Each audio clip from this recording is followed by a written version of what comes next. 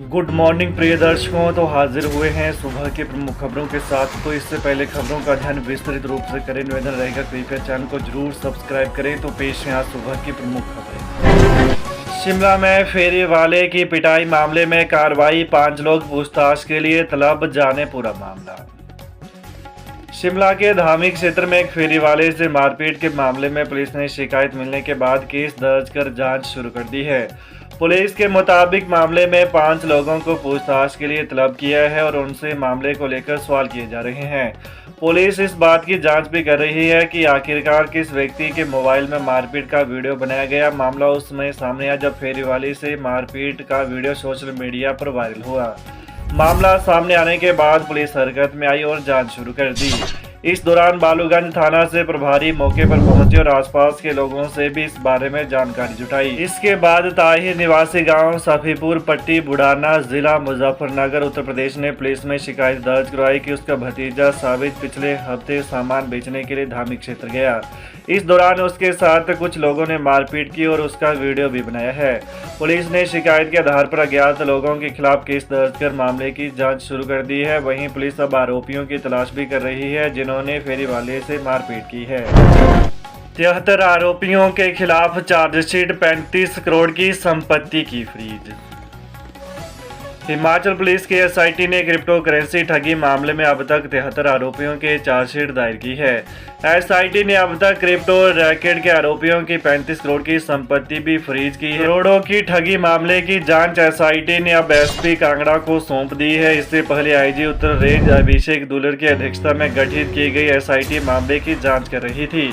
अब इस मामले की जाँच एसपी कांगड़ा शालिनी अग्निहोत्री को सौंपी गई है। पुलिस की टीम अब एसपी कांगड़ा शालिनी अग्निहोत्री के नेतृत्व में आगे की कार्रवाई करेगी। क्रिप्टो करेंसी ठगी मामले में गिरफ्तार किए गए मास्टरमाइंड मिलन गर्ग, सुखदेव, हेमराज, अभिषेक न्यायिक हिरासत में है। फिनर्सिंग परियोजना के लिए 284 करोड़ रुपए केंद्र सरकार ने मंजूर किया बजट।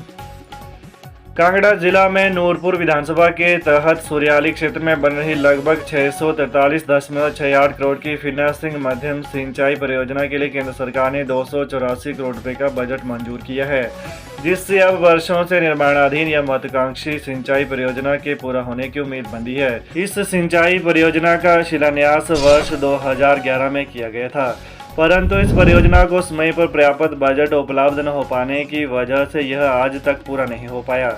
इस परियोजना पर अभी तक केंद्र से कोई बजट उपलब्ध नहीं हो पाया था, जबकि अब अगस्त 2024 में केंद्र सरकार से इस महत्वाकांक्षी सिंचाई परियोजना के लिए बजट मंजूर होने से इसका निर्माण कार्य पूरा होने की उम्मीद प्रबल हुई है। हिमाचल में लगातार बढ़ रहे बाल विवाह के केस, 5 साल में चाइल्ड मैरिज एक्ट के इतने मामले दर्ज। हिमाचल प्रदेश में बाल विवाह के मामले बढ़ रहे हैं। प्रदेश के विभिन्न पुलिस थानों में वर्ष 2020 से लेकर अब तक बाल विवाह के 32 मामले दर्ज किए गए हैं। इनमें सबसे अधिक मंडी जिला के पुलिस थानों में चाइल्ड मैरिज एक्ट के 10 मामले दर्ज किए गए। वर्ष 2024 में अब तक चाइल्ड मैरिज एक्ट के 6 मामले दर्ज किए गए, जिसमें 5 मंडी जिला और 1 मामला शिमला में दर्ज किया गया है। विभागीय सूत्रों से मिली जानकारी के अनुसार प्रदेश विभिन्न पुलिस थानों में वर्ष 2020 से 2024 में अब तक चाइल्ड मैरिज एक्ट के 32 मामले दर्ज किए गए, जिसमें वर्ष 2020 में 8 मामले दर्ज किए गए, जिसमें चंबा जिला के तीसरा पुलिस थाना, मंडी के गोहर और महिला पुलिस थाना, पुलिस जिला नूरपुर के तहत फतेहपुर पुलिस थाना, सिरमौर जिला के महिला पुलिस थाना में 2 मामले और सोलन जिला के अर्की पुलिस थाना में 1, ऊना के सदर पुलिस थाना में चाइल्ड मैरिज एक्ट का 1 मामला दर्ज किया गया। टैंक में डूबने से 2 कामगारों की मौत, पैर फिसलने से पेश आया हादसा।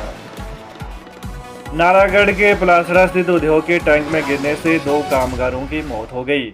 बताया जा रहा है कि ईटीपी से कनेक्टेड इस टैंक में उतरते समय कामगार का पैर फिसला और वो सीधे टैंक में जा गिरा। उसे बचाने के लिए जल्दबाजी में दूसरा कामगार भी टैंक में कूद गया, लेकिन गहरे टैंक के भीतर ऑक्सीजन की कमी की वजह से दोनों की डूबने से मौत हो गई। जानकारी के मुताबिक यह हादसा दवाओं का कच्चा माल बनाने वाले उद्योग में रविवार दोपहर करीब 12 बजे यह हादसा पेश आया। हादसे के समय प्रदीप 38 वर्षीय पुत्र जगदीश गांव झांझली डाकघर रोपड़ी तहसील सरका घाट ईटीपी से कनेक्टेड पिरामिड टैंक से पानी के नमूने लेने गया था। इसी बीच उसका पैर फिसला और वो अचानक पिरामिड टैंक में गिर गया। उसे बचाने राजू 38 वर्षीय पुत्र पप्पू निवासी गांव जखालिया जिला बदायूं उत्तर प्रदेश भी पिरामिड टैंक में कूद गया, लेकिन पिरामिड टैंक गहरा व उसमें ऑक्सीजन की कमी होने के कारण दोनों की पिरामिड टैंक में डूबने से दुखद मौत हो गई। 500 रुपए की खरीद पर ले पक्का बिल, त्योहार में बम्पर सेल पर बर्दाश्त नहीं होगी टैक्स चोरी। त्योहारी सीजन में बम्पर सेल में टैक्स चोरी बर्दाश्त नहीं होगी। आबकारी कराधान विभाग ने कारोबारियों की निगरानी बढ़ा दी है। विभाग की टीम दबिश अभियान चलाकर ऐसे कारोबारियों पर आने वाले दिनों में नकेल कसेगी जो टैक्स चोरी करते पाए जाएंगे। विभाग ने साफ कर दिया है कि त्योहारी सीजन में 500 रुपये या इससे अधिक कीमत की कोई भी वस्तु की खरीद की जाती है तो उसका बिल लेना अनिवार्य है। यह पक्का बिल होगा जो जीएसटी के साथ बना होना चाहिए ताकि इस खरीद पर जीएसटी के माध्यम से अर्जित राजस्व प्रदेश हित में खर्च किया जा सके। कोई भी दुकानदार बिना बिल के वस्तु नहीं बेच पाएगा। विभाग ने आम लोगों से भी आह्वान किया है कि कोई कारोबारी बिल देने में आनाकानी करता है या पक्के बिल पर अलग से जीएसटी की मांग करता है तो उसके खिलाफ आवश्यक कार्रवाई की जा सकती है। गौरतलब है कि किसी भी वस्तु की बिक्री पर पक्का बिल देने की सूरत में उसका दाम नहीं बढ़ाया जा सकता है। राज्य सरकार ने हिमाचल में 24 घंटे दुकानें खुली रखने के निर्देश दिए हैं। बिजली उपभोक्ताओं की केवाईसी बंद, सभी उपमंडलों में कर्मचारियों ने फिलहाल रोक दिया पंजीकरण। हिमाचल प्रदेश बिजली बोर्ड की आर्थिक स्थिति को सुधारने में जुटी सरकार के फैसलों के खिलाफ कर्मचारी मुखर हैं। सरकार का तर्क है कि यहां पर सुधार करना जरूरी है क्योंकि बोर्ड की आर्थिक स्थिति पूरी तरह से डावाडोल हो चुकी है। इसके लिए कड़े कदम उठाने की जरूरी है। हालांकि कर्मचारी इसका विरोध कर रहे हैं जिन्होंने उपभोक्ताओं की केवाईसी का काम रोक दिया है। इससे सरकार की एक महत्वपूर्ण योजना प्रभावित होगी। राज्य में सरकार चाहती है कि एक बिजली मीटर पर ही सब्सिडी दी जाए और वो तब हो सकता है जब सभी घरेलू उपभोक्ताओं की केवाईसी होगी। इससे सरकार के पास पूरा डाटा होगा और उसके आधार पर 1 मीटर पर ही बिजली की सब्सिडी मिलेगी। पर्यटन कर्मियों ने भी डीए के साथ 28 को मांगा वेतन। प्रदेश सरकार ने अपने सभी कर्मचारियों को 28 को वेतन व डी आदि की घोषणा कर दी है। वहीं कई दूसरे बोर्ड व निगम भी इस व्यवस्था को लागू कर रहे हैं। हालांकि आर्थिक रूप से पर्यटन विकास निगम के कर्मचारियों पर वेतन को लेकर संकट खड़ा है। ऐसे में इन कर्मचारियों ने प्रबंधन से मांग की है कि उनको भी 28 अक्टूबर को वेतन दिया जाए और 4% डीए की राशि भी दी जाए। पर्यटन विकास निगम कर्मचारी संघ के प्रतिनिधियों ने निगम में सुधारों को लेकर बनाई गई कमेटी को लेकर चर्चा की और उसकी सराहना की। संघ के महासचिव राजकुमार ने कहा कि प्रदेश सरकार द्वारा पर्यटन विकास निगम की वित्तीय स्थिति सुधारने और निगम को और अधिक गुणात्मक बनाने के लिए सेवानिवृत्त हुए पर्यटन क्षेत्र में विशेषता रखने वाले एक ऊर्जावान IAS अधिकारी तरुण श्रीधर की अध्यक्षता में कमेटी बनाई है। HRTC की छवि धूमिल करने पर JCC मुखर निजी बस ऑपरेटरों को दी ये चेतावनी।